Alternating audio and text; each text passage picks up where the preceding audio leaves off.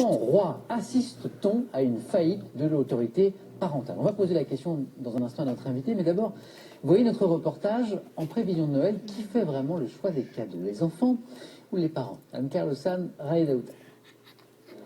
C'est comme dans un rêve, avoir un magasin de jouets rien que pour soi, pour faire sa liste au Père Noël. Amaury, Douglas et Océane ont du mal à se repérer dans les rayons, mais ils savent exactement ce qu'ils veulent. Et ça c'est quoi? Une délice pour faire les desserts. T'aimes bien les desserts? Oui. J'aime bien télécommander les choses. La hotte du Père Noël reste classique, même si les modes changent. Pour les filles, des coffrets pour cuisiner comme les grands, les poupées gothiques au succès grandissant et toujours les princesses qui font rêver. Pour les garçons, les toupies, stars des cours de récréation, tout ce qui est miniature pour jouer au maître du monde et bien sûr les jeux vidéo, difficiles pour certains parents de suivre. C'est vraiment lui qui choisit. Il a eu une période catch, donc ça ne nous plaisait pas forcément, mais bon, il est resté dans sa période catch.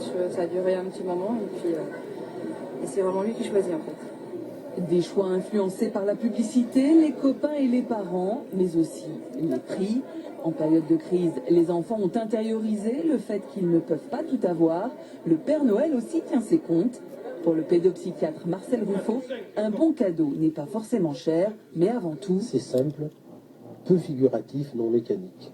Simple parce qu'on peut projeter sur lui un imaginaire, non figuratif parce que comme ça on imagine, connaît sa poupée pour les filles, ou autre chose pour les garçons, et non mécanique, c'est toujours répétitif. Donc attention aux jouets trop propres de la réalité, aux jouets adultisés, ils ont le temps d'être grands. Un dernier conseil aux parents, n'oubliez pas, pour les cadeaux, c'est le Père Noël qui a le dernier mot. Évidemment. Et nous